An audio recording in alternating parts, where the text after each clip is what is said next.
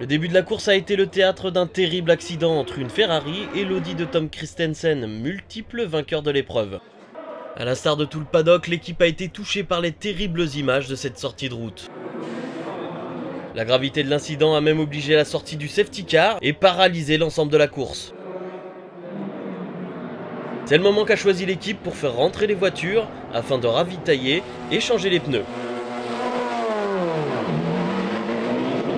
Shinji Nakano, qui suivait la course sur les écrans, en a même profité pour prendre le relais de Yann Charrouz, qui nous livre ses impressions sur ce début de course mouvementée. Very good. We managed to gain some places. I didn't make any mistakes, and we're pushing forward with constant time, so it's good. Car is very good so far, no problems. So let's hope it stays like this. C'est à 17h05 que le safety car quitta la piste, et quelques minutes plus tard, le bal des relais allait commencer pour Rock Racing.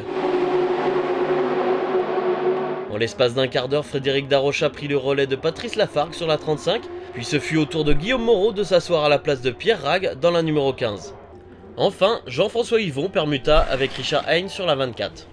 Malheureusement, ce fut aussi le moment où la numéro 15, pilotée par Guillaume Moreau, connut une première avarie au niveau de la direction. Et c'est après une grosse dizaine de minutes que Moreau put repartir. Mais c'était sans compter sur le sort qui s'acharne sur la numéro 15. Le tour suivant, il fut obligé de repasser dans les stands car le problème persistait.